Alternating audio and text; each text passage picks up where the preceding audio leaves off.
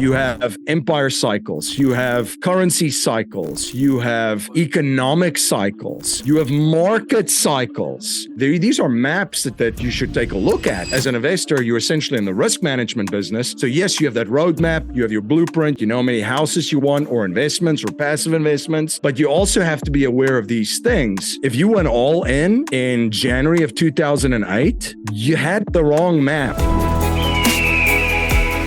Hey everybody, Flip and Dani here. Welcome to another episode of the Freedom Show. Yes, so excited to be here with you guys today. I hope you enjoyed last week's episode with MC. Today we're going to be going into part 2, but before we do that, we're actually going to talk to you a little bit about what's going on in our lives right now. I'm going to be sharing. Yes, what is going on in our lives right now? Please tell me. With all these meetings, I don't know what's going on in my lives. We are back to back. We talked to you last week about our deep dive, and so like literally taking 3 hours out of our day, plus the tasks involved and associated with those 3 hours, has really like put a dent into our days. That we're just going back. You know, on January 1st, my resolution for this year was I wish I just could take like a 4-hour meeting and put it on every day. You're so funny. But so anyways, I did run from one of our meetings to jump into an investor call. And I don't get on a lot of investor calls anymore just because Flip and I are doing higher level things within the company and we just can't get on all the investor calls. But this is a particular investor who has quite a lot of capital to deploy. They're retired. And we don't even know if they're investing with us yet, but I thought that the conversation was so powerful that I would just share it, here. I'm not going to obviously mention who they are or anything, but one of the things you would have loved if you were on the call. I've got my popcorn. Do tell. One of the things that he said towards the end of the call, and I'll go into some other items, but I thought of you when he said it. He was like, yeah, you can call or text me anytime. I'm either going to be on the golf or the beach or a golf or on the beach. Nice. I was like, I like this guy already. That is the life. Yeah. So, retired couple, they've been in the real estate industry. They've made quite a lot of money. And, what's interesting to me is, that they're talking to people like us. So that's what I really wanted to share, is the perspective that they had and why they were talking to us. So first of all, they are looking to deploy all of the funds that are in their retirement account. And they have quite a lot of funds in their retirement account. And why? Because they got educated about how to stuff retirement accounts with a lot of money that is now tax advantaged. And so they want to put it to use and still, have those tax advantages, right? And so they're like, okay, where do we put this? And so they started looking at, the people that particular custodian works with, and I'll just mention who it is because we actually work a lot with them. It's Equity Trust, and on Equity Trust's website, they actually show that Freedom Family Investments is one of the people that we work with. We're actually going to be doing a lot with them here this year in 2024, between workshops and podcasts. John's going to be on our podcast. I think just in a few weeks here. And he is just one of the most brilliant minds I have ever met about taxes and tax advantage retirement accounts and how to invest, how to maximize your growth.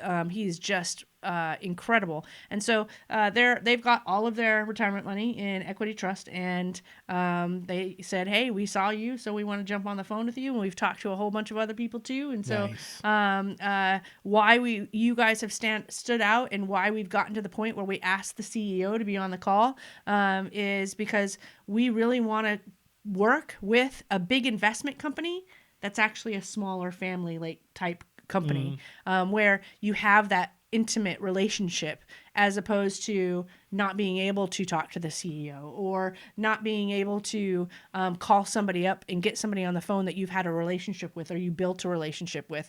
So they like the opportunities, the big opportunities, but they like the small feel of the people in the team that they're working with. And they like the fact that we have boots in the ground, and that we're vertically integrated. So there was a lot of things as experienced and knowledgeable real estate investors that they were looking at in finding a company. And like I said, they haven't invested with us as at the point of this recording, but I could hear in his voice exactly what he was looking for and why a team like ours was at the top of the, at the finish line of them making this decision here this week or next week. And I thought it was really, really incredible to be attracting that type of people. And a lot of investors don't know what to look for. It's why we have those top 3 questions. Where do you start? Which path is right for me? And who do you trust? Those are the 3 questions of newer investors. And you're seeing and hearing right now experienced real estate investors that have the knowledge and have the experience, have amassed quite a bit of money and have investing for a very, very long time. And you're hearing why they chose to talk to us, why we're at the finish line of a company that they don't know yet, the people they don't know yet, that they are willing to invest large chunks of capital with. And I thought that was just something that was really, really cool to just know myself and just go, look, that is something that's powerful. And although we don't get on the phone with every single person, if it's absolutely necessary or if it's absolutely important to the relationship or anything else, we jump on webinars, we jump on, phone calls, we jump on and we do whatever we need to. Our president, Steve, our vice president, Chris, our COO, Tina, there's many team members that people can access. And it's a lot easier to access within a family of companies like ours because we're not, 200, 300, 400 team members, right? So I thought that was really cool. I wanted to share that. There was some other things I know that we were all giggling. The other thing was that, I brought on our managing director and I brought on our operations specialist within FFC. And at first we were like, we feel like we're bombarding him. That was kind of a question. Is he going to feel like, oh my gosh, there's like 5 people on this phone call? Because even Jody was on the call. And I honestly, from my gut, said no. If I'm an investor and you just, took the time out of everybody's schedule to jump on that call because he was investing into syndication and it was going to be a large chunk of capital and he wanted to know where we were at in the process. And I, as a CEO, I can't possibly know all the details of everything that goes on. And so I was like, if we want to answer him correctly and with the best and most accurate information, we need other people from the team on. So we just brought him on the call so that, everybody was there. Whatever question he had, somebody was there that was going to be able to give him the most up-to-date information, him and his wife. So it was a really cool, at the end of the call, we were like, no, that was good. That was actually an advantage to have everybody there. And it probably a better feeling of, hey, yeah, these guys are accessible and they are here to answer questions. And now I know who these team members are. Right. So anyways, it was really cool and fun. And so I just wanted to share it. Well, the most important question about the whole conversation that you had, though, does he need another player for his foursome? That's all I just, As soon as I heard golf, I was like, "Oh, if Flip was on this call, I can hold his clubs." Well, that's awesome. I wish I was. I don't wish I was on all of your meetings, but yeah, that one sounds awesome. Yeah, and plus I didn't need to be the 8th person of this small family company in the meeting. So that was great.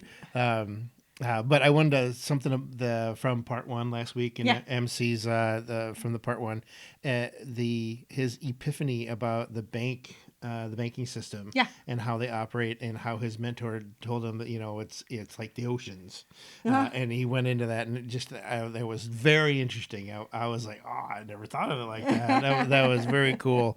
I mean, just the whole recording. I mean, we recorded this a couple of months ago, and just the whole time I was just like my so for you just listening, and my jaw was dropping because it was just he's one of those fast talkers. boy, I wonder who else is like that.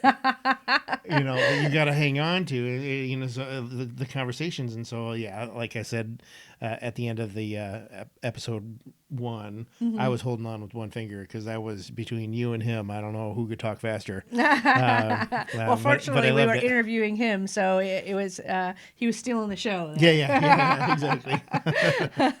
Well, I'm super excited for us to get into part 2 because there's a lot of things that we held back on when we were recording and talking about that episode because we were like, oh, we know what he's going to say, but he hasn't said it yet, so we got to wait. So we're super excited for you guys to jump in and listen to part 2 of this episode with MC. He's a fantastic guy. Man, really, really enjoyed talking to him, and he's got some valuable gold nuggets for you today. So enjoy the show.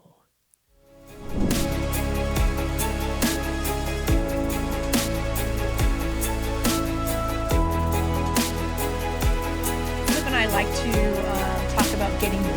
And what we mean by getting real is not sharing, all the success stories all the time. It's not all rainbows and sunshine, right? It's a hard life, and it's a hard road to get where we've all gotten in terms of where we want to be. And I'm sure, like us, you're probably still climbing to where you may want to go.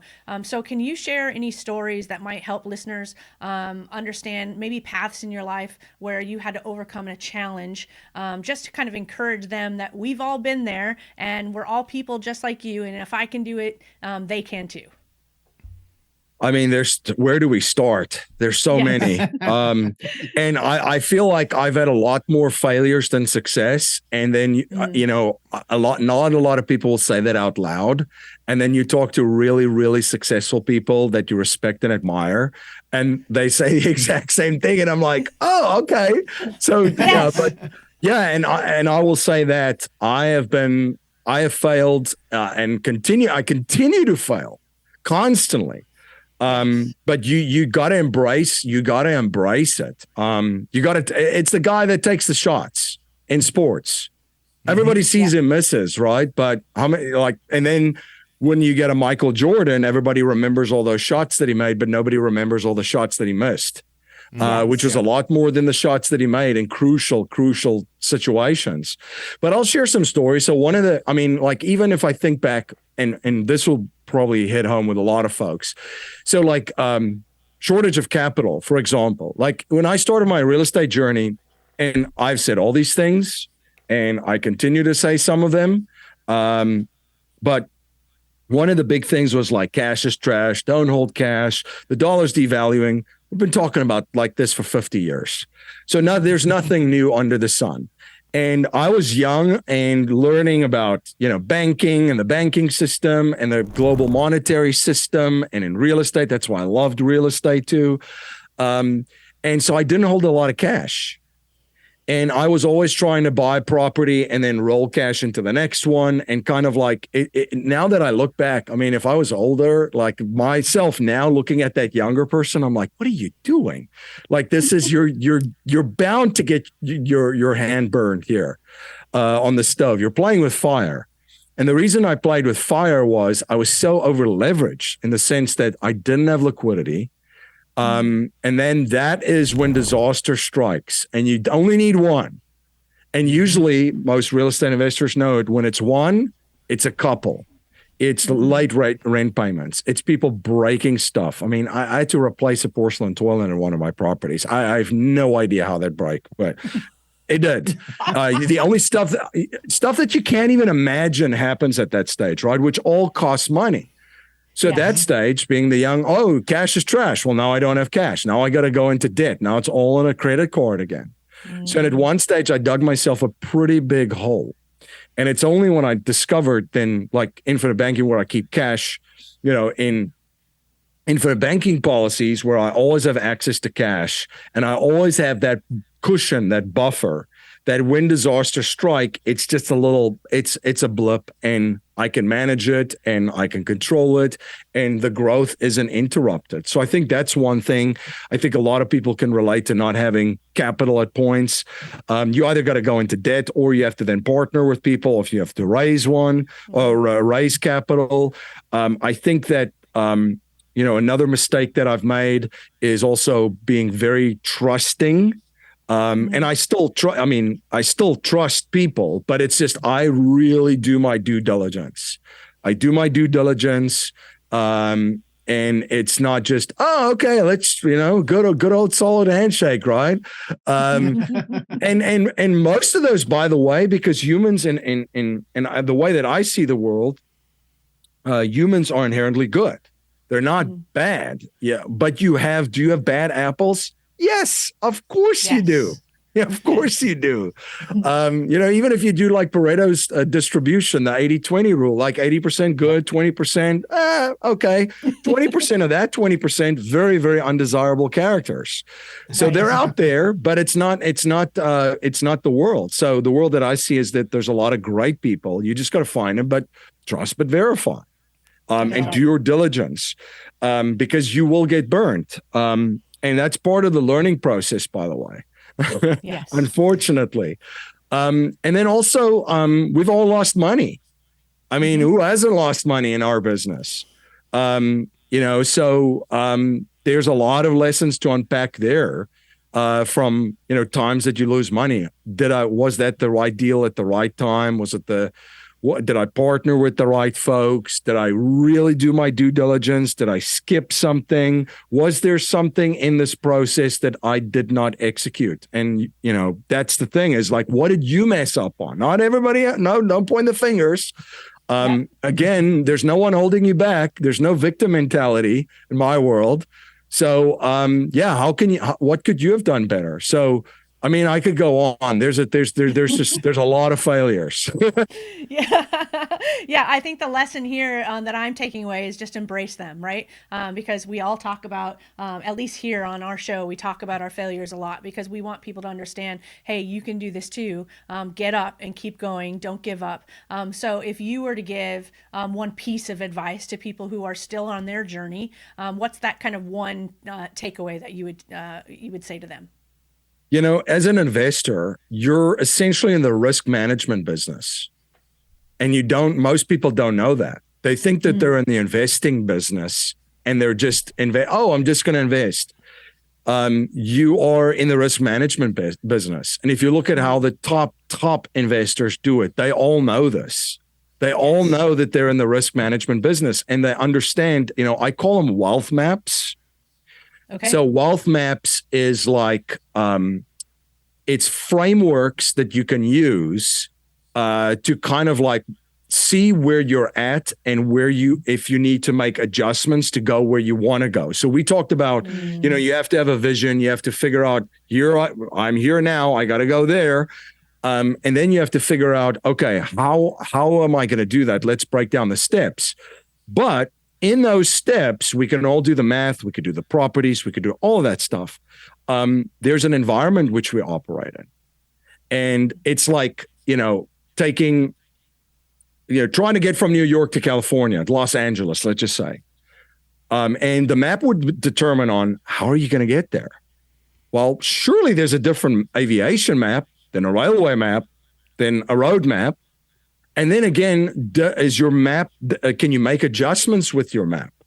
Like a Waze, right? Waze tells you, hey, there's an accident up front. There's a traffic jam.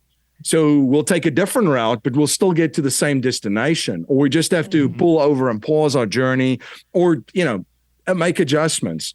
So the wealth maps that I talk about, is a lot of like cyclical stuff. You have empire cycles. You have currency cycles, you have economic cycles, you have market cycles, and these are things that you have to be. These are maps that you should take a look at. And like I said, as an investor, you're essentially in the risk management business. So yes, you have that roadmap, you have your blueprint, you know how many houses you want, or investments, or passive investments, but you also have to be aware of these things. If you went all in January of 2008, you had the wrong map. That's right. You didn't have the right map. Because all the professionals at that stage were selling. They went into capital preservation. They went into more like kind of note plays, shorter plays, that kind of stuff. So you got to have the right maps for that stuff because, again, if you went all in 2012, how would you look like now? The bottom of the real estate cycle, right? Remember when everybody was telling us real estate was dead? I love that. The same that they said tech was dead, right? In 2001, and then Amazon and Google didn't get the memo. Those maps are important for risk management, and just know as an investor that risk management is the big part of this.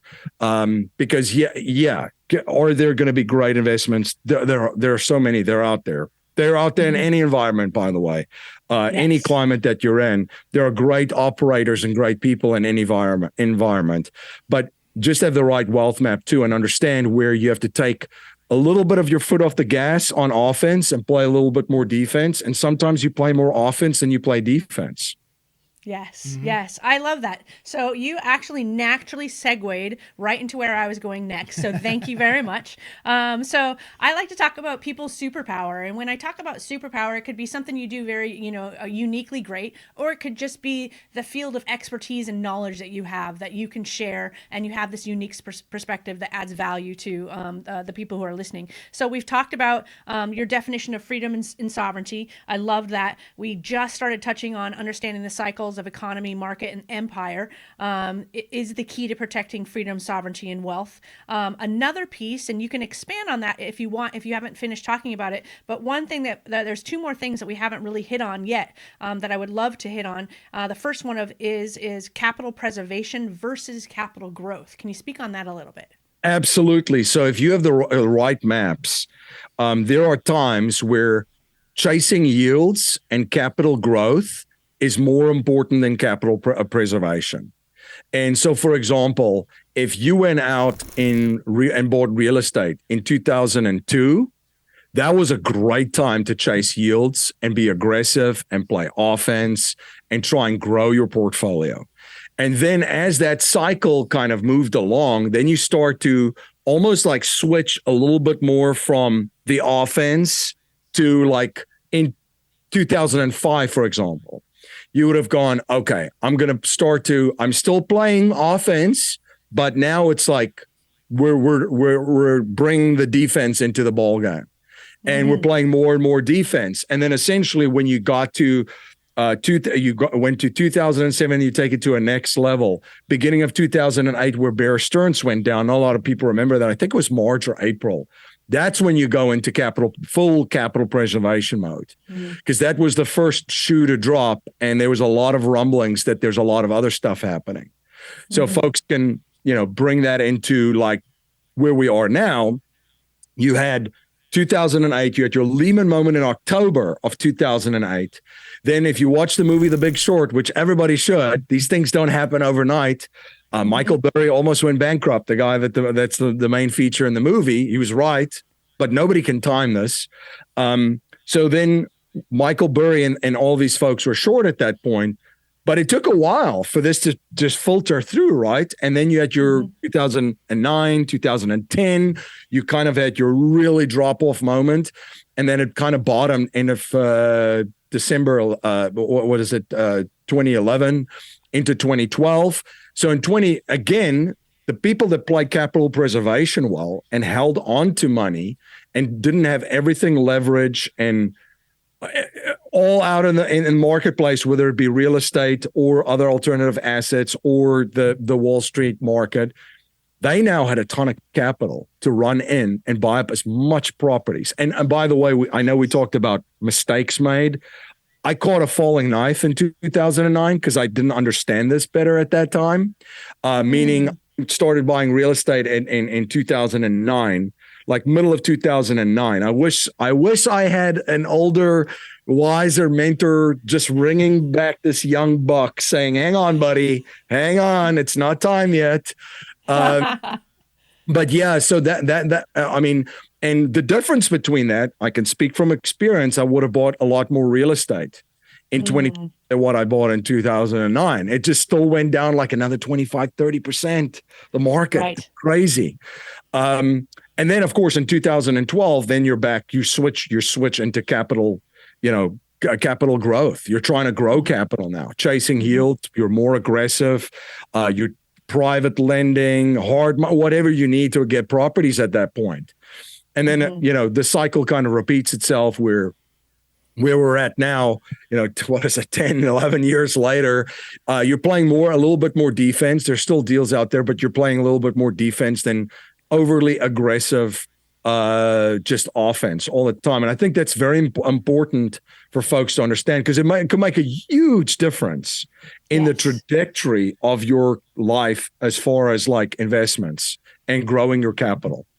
Yes. That is super, super powerful. So let's talk about today's market right now. One of the things I wrote down was how to increase cash flow efficiency and cash flow right now. So can you speak to the market and what you're doing today?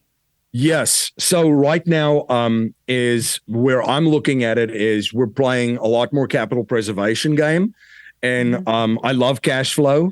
And people think cash flow is just chasing yields and making money, but cash flow is also increasing efficiency. So right now is a great time to build up capital, to build up cash, have a very large cash position, and find other ways to increase your cash position. So what we're looking at in our businesses, I call them cash flow leaks. There's a lot of cash flow leaks.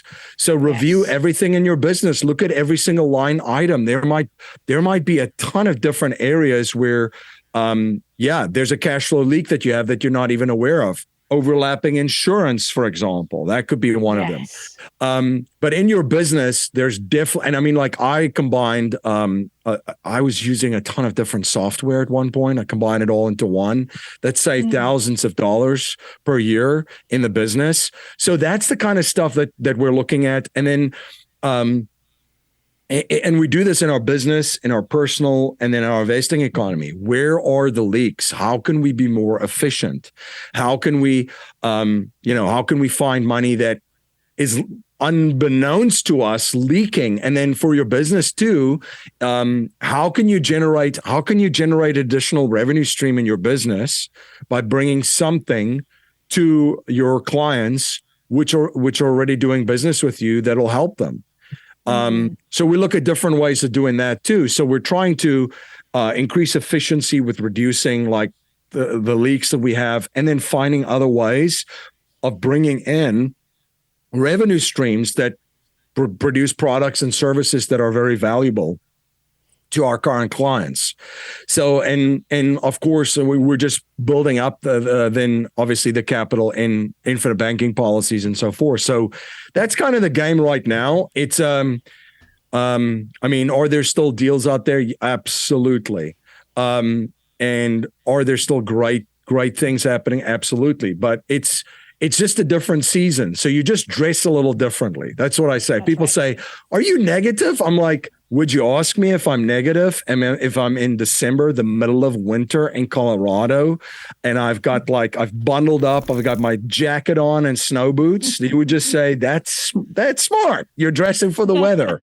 And I'm like, you wouldn't tell me if I'm on a beach in Florida somewhere in, summer in my bathing suit and with some suntan lotion. Man, you're just very, very positive. I think you're maybe a little bit too optimistic. I'd be like, no, it's sunny out. I got my swimsuit on. I'm ready to go, right? It's different seasons. So that's kind of how I look at it. Yeah. Okay. I love that. All right. So we're going to take a quick commercial break. You are listening to The Freedom Show with Flip and Dani. Our guest is MC Laubscher. We'll be right back after this short commercial break. Add new income streams to your financial statement. Freedom Family Investments can help.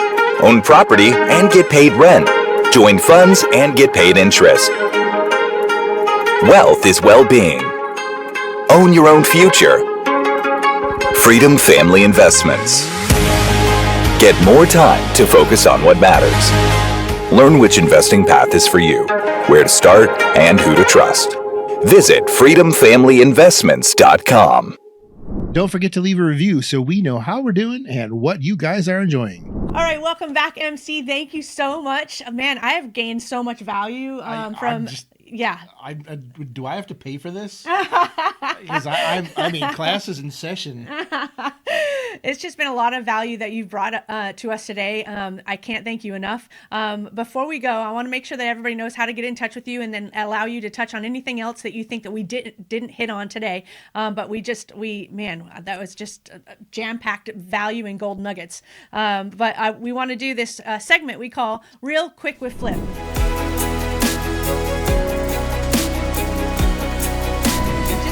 To have a little bit of fun, get to know you a little bit better on a personal level. And Flip, did you prepare your question for MC? Of course. All right. So this basically this is like this or that. So I'm going to give you two items. You select which one. I like to call this, that, or the other. So if I say cornflakes or Raisin Bran, you could say, if you don't like either one of them, you could say Lucky Charms. So if you don't like the two that I have, then you throw a third in there in the same field. Okay. All right, you ready? Yeah. All right. Country or rock and roll? Ooh, country. Oh, wow. I didn't see that. I know. I didn't either. Audiobook or physical book? Physical book. Morning person or night owl? Morning person. Flip-flops or sneakers?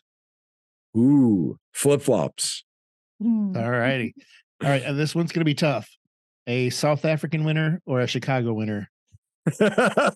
South African winter. Yeah. I grew up in the Midwest. Nobody likes Chicago winters. Oh, it's bad. And so this ought to be interesting. Soccer or football? Ooh, probably soccer. Okay, I thought you were just going to say rugby. Oh yeah, I forgot about that part. Rugby. I'll change my answer. Rugby. Yeah. Would you prefer to live in 1969 or 2069? Ooh, that is a very good question. Probably 2069. I'm pretty excited to see how the future plays out. Well, let's get your take on this. It is Halloween. Pineapple pizza or candy corn? Pineapple pizza. Nobody likes candy corn. I think I know one person that likes candy corn. All right. Ketchup or ranch? Hot sauce. There you go. We did the other. Yeah. All right. Last one. A comedy movie or scary movie? Comedy movie. There you go. I think we've all went through our scary movie times of our lives. So I always like to learn a little bit about people when Flip does this, because I'm never privy to these questions. So one of the things he asked was 1969 or 2069. And you said 2069 because you're excited for what's coming up. We're just in California speaking at an event, and we had like robots deliver stuff to our room. There was robots going down the street doing food delivery. We've got AI out there. So talk to us about the future. What excites you about what's going on now and what you see going forward? The future is like, it's going to be insane if you see where the money is going to and where it's invested. And you could see snippets of it. And I'll share quickly a quick story with you of how you see snippets. So when I started my firm, Producers Wealth, we built it completely virtually in 2014 because I was doing consulting, and we were doing consulting at an Amazon location. And the person that was showing us around, we walked past the boardroom, and I peeked into the boardroom. And on the big screen in that Amazon boardroom was, now we know it was just a bunch of people talking like us, but it was on Skype. There wasn't even Zoom back then. I think it's like 2011, 2010. Like Zoom didn't even exist. So they had Skype. And I looked at the person that was guiding us through this location, and I'm like, what is going on in there? Like, I mean, now people are like, well, they were having a conference call, right? But at that time, it was completely different. Skype's like one-on-one, and maybe another person jump on. They had a whole screen full of people. And the person that we were with said, well, we're just having we're having a call with all of our regional people on and having a meeting. They're in the boardroom. That's how we have a lot of our meetings. Mm. And that's when I saw that, I was like, why would anybody then like do in-person stuff? If like in building a business, you can serve a lot more people quicker, faster, in their comfort, and people said this will never, ever work when I started to build my business completely virtual. And now the world caught up. Basically, I was the creepy guy in the insurance space, in 2014 to like 2020. And in 2020, everybody's like, hey, how do I book a call? So with that hindsight, you just mentioned the robotics, the AI. Like first, when I saw the AI stuff, I was first excited and then I got a little bit scared. And then I started to look back at history of how we handled the internet transition. And then I felt, okay, then I could sleep that night. But because a lot of jobs are going to be, it's gone. Yes. And it's not a bad thing. It's like saying the internet took out a lot of jobs, but look at what the internet provided, infrastructure to create millionaires and billionaires and like just abundance beyond our belief, like what we could ever have dreamed of as humans, right? I think AI is the same potential, but right now it's, you look at it and you're like, wow, I don't think a lot of people realize yet that a lot of the jobs that they're in is probably going to be gone in the next 5 to 10 years. And they're going to have to find skills in this new economy. And then the thing with robotics, I just saw Amazon too, have all of these robots where they're testing them and they're placing orders in the warehouse. I'm not talking about the drones that's going to deliver your boxes like within 30 minutes of your order. I saw like these kind of like humanoid like robots who were like moving boxes in the warehouse. Wow. So yeah, it's crazy. You have wait till 3D printing takes off. So I mean, the AI, robotics, 3D printing, machine learning, I mean, it's going to be insane. So this wild roller coaster ride, I don't want it to stop soon. I want to see what comes next because it's going to be pretty crazy to see where this is all going. What are you going to take advantage of when it comes to real estate and investing?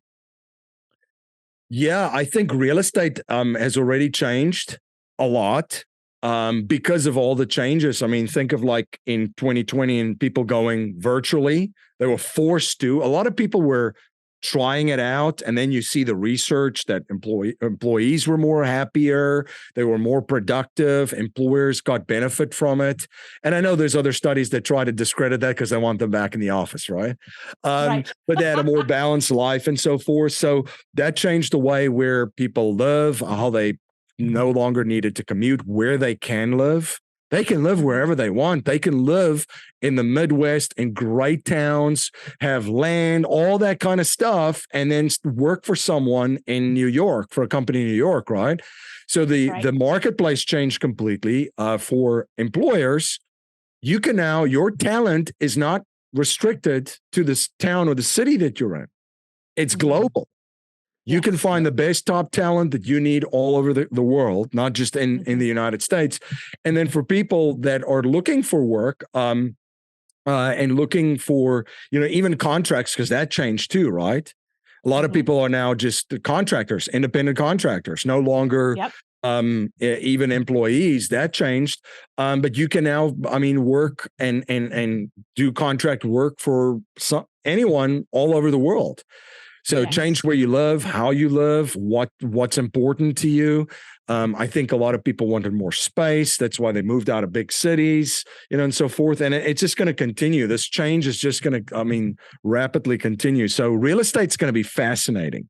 Think about, think about the technology that could be implemented there. A lot of people that I know already use AI just to get like descriptions of apartments they're renting out and stuff, and the AI is writing stuff and they're like, oh, I want to go and rent my own unit after reading that, that description. And so I think it's I see a lot of the stuff and I'm like, you have to, again, wealth maps, you have to understand what's happening, why it's happening, and where this is going.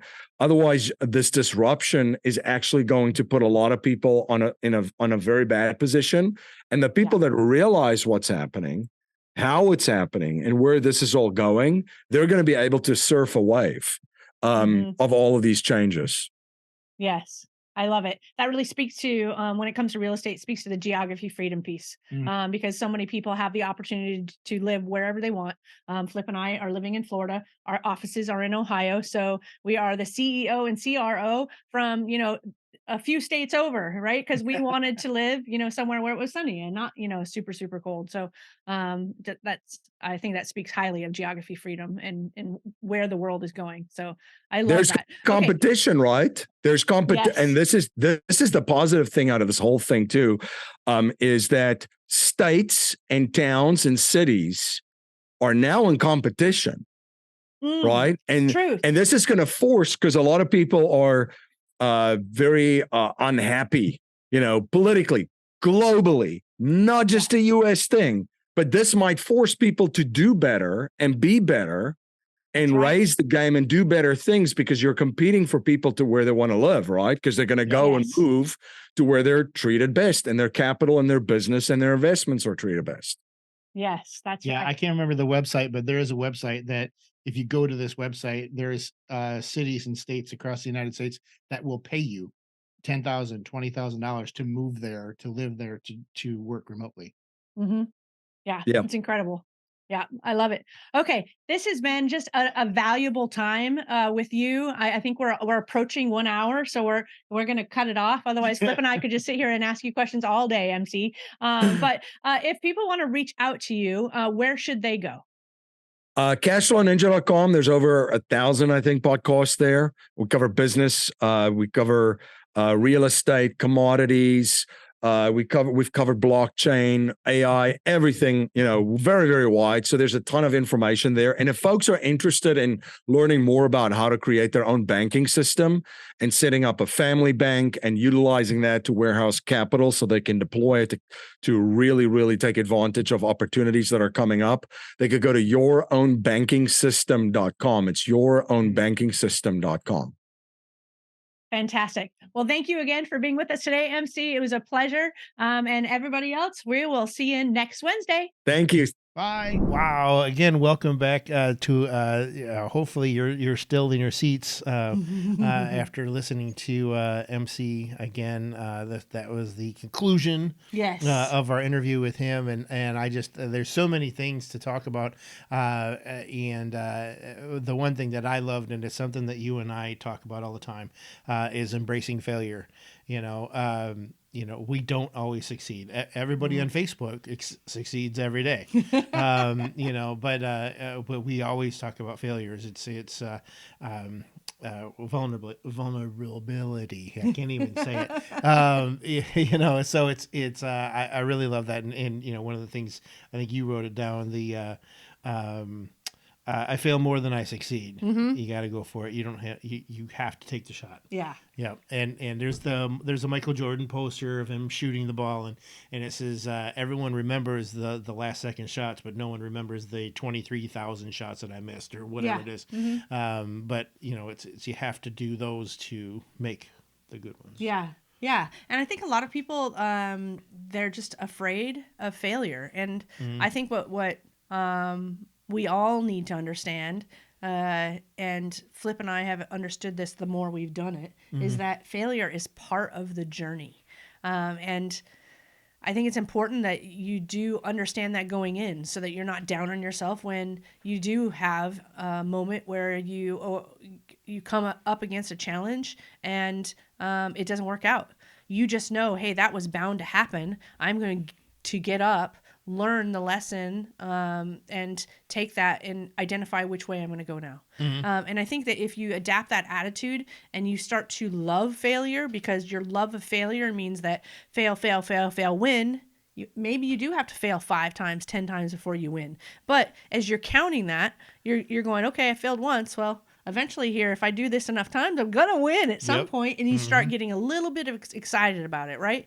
And then I'm going to tie this into his freedom. He talked about freedom, and he also loved, time and geography. But there's 2 of them that he talked about that a lot of other people don't talk about that. And that is freedom of relationships and freedom of purpose.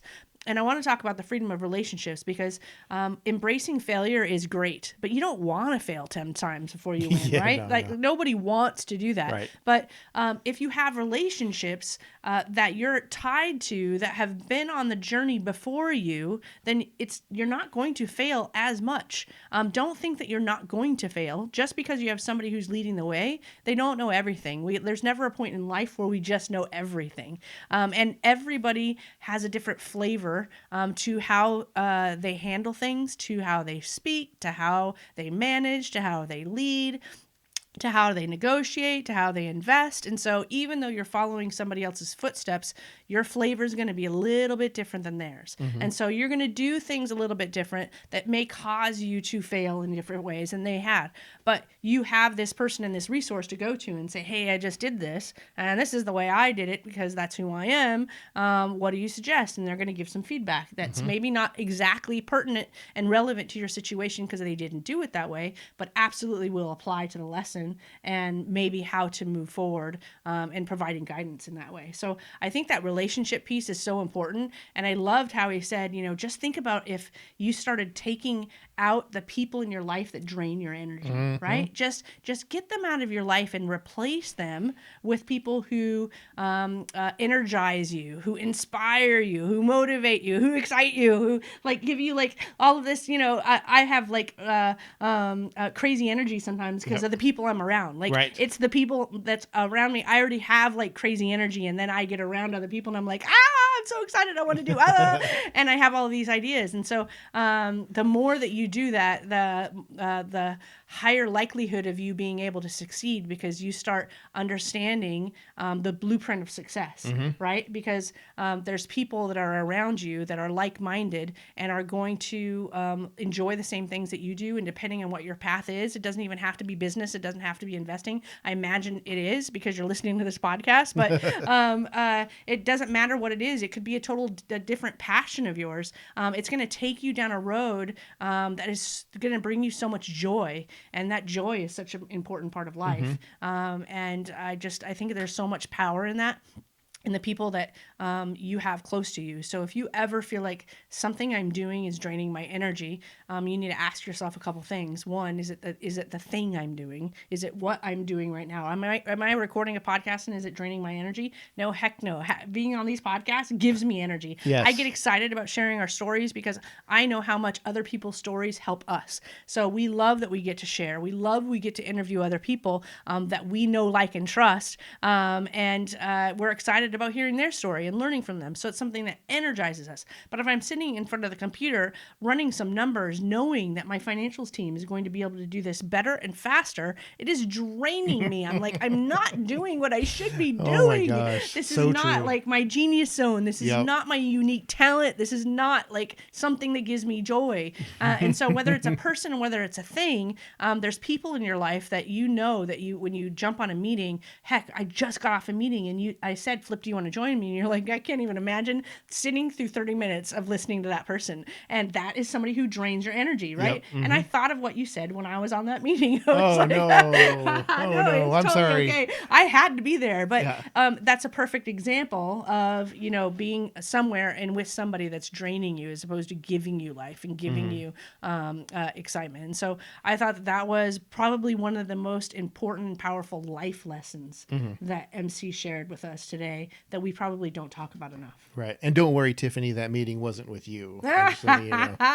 We're always teasing Tiffany. Yes. That's half the fun. The other thing that I liked what he said, it was you're in the risk management business. Yeah. You're not a real estate investor. You're in the risk management business. And if you don't realize that, you need to realize that. Yeah, 100%. I think that goes back to the 3 questions we talked about. Where do you start? Which path is right for me? Who do you trust? Because he literally said, when in his Get Real segment, it was lack of liquidity and then doing your due diligence. He's a trust but verify person. And he does give trust, but he's heavy on the due diligence piece. And we say that very same thing because the people that we talk to so many times got burned in some way. Yeah. And it hurts our heart, right? That happened. And it happened because of lack of due diligence. And it's not because the investor didn't want to do due diligence. Sometimes they don't know how to do due diligence. Right. They thought they did due diligence, but they didn't do proper. Yeah. You just don't know what you don't know when you're doing that. So one of the things MC said is you will get burned. You will lose money. And I put as a note to that is, active investors, especially like when you get in the real estate game and you're an active investor and you don't have somebody on your side that knows what they're doing, you're going to lose money. That's actually a lot of our passive investor relationships are people that are like, I tried it. It didn't work. I lost all my money. I lost all the time. I didn't spend time with my family because I thought I was going to be a real estate investor. And I now realize that, it takes years and years and years of experience and knowledge to get to where we are now. And the only reason that we are where we are right now is because of all the mistakes, of all the failures, of all the lost money, and an amazing team that took blood, sweat, and tears to build, because we had to hire a lot of bad people before we found the good people.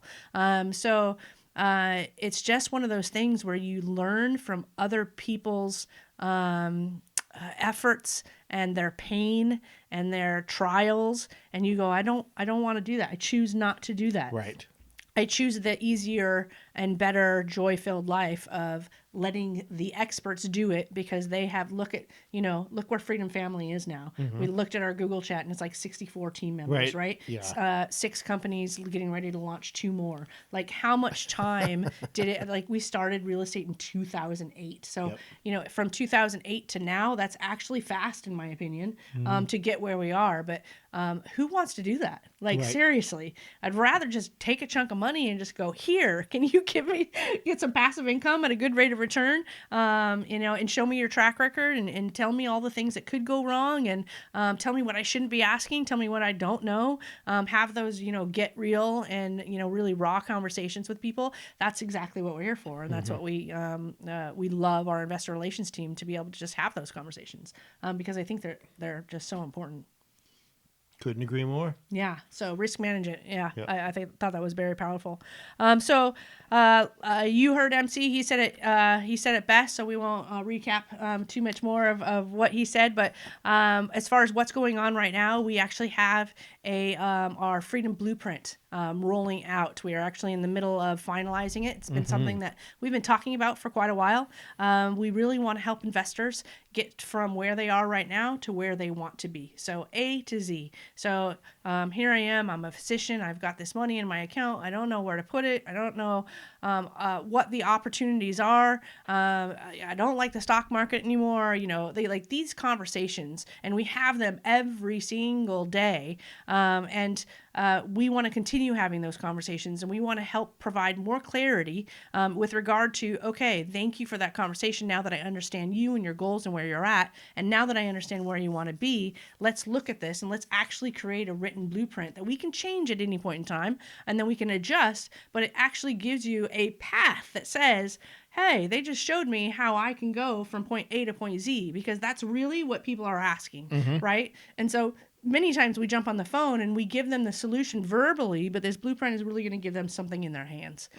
So it's something that's very, very powerful. And I know that when we are starting out, to have this knowledge and to have it at our fingertips would have been so incredibly powerful, so that we did not have to zigzag and kind of figure it out on our own. And quite frankly, when it comes to investing, we also didn't know that we could invest in real estate and how easy it is to use retirement accounts or, just money that we didn't even think about. Yeah. We just didn't know. And so that's why we are so passionate about this podcast and just helping everybody any way that we can. And we're here for you. So if you do want to have this conversation, if you want to give us a call and ask us about the blueprint and see if it's ready and available by the time this podcast launches, and I imagine that it it will be, because we're just in the final stages of getting it created. So feel free to reach out to our investor relations team. Just go to chatwithfreedom.com, scroll down until you see the calendars, and you're going to see JR, who can speak to you about our turnkey inventory, and he can also talk to you about our blueprint. You're also going to see CJ and Ben, who can talk to you about our funds and syndications, our master notes, our private money lending. They can share all of that information with you about what opportunities are available. They can also help create a custom blueprint for you. So I think that's all I have. So the Do you have blueprint anything is else? the blueprint is for them and how they can invest, not how they can build 8 companies. Right. Yes. in It's for Ohio? passive investing. Yes. Oh, Yes. We okay. can't fit how to build 8 companies in a blueprint. That's going to be one simple high level blueprint. Step 1, move to Ohio. Step 2. No, you don't even have to move to Ohio if you Not want anymore. to. Yeah, not It's just anymore. what we did. But yeah, that's funny. So yeah, anything else, Flip? I think that wraps it up. I love it. Well, thank you so much. Thank you so much. And thank all of you. I'm pointing at the camera for those of you just listening. Thank you for listening. And thanks, Mom and Tiffany, for listening, our 2 listeners. But thank you again. And we look forward to seeing you next week, which I don't even know who's on next week. I'm not telling. It's Yeah. a secret. Yeah. Well, it usually is for me. Anyway, hope you have a great week, and we'll see you next Wednesday. All right. Bye, everybody. Bye.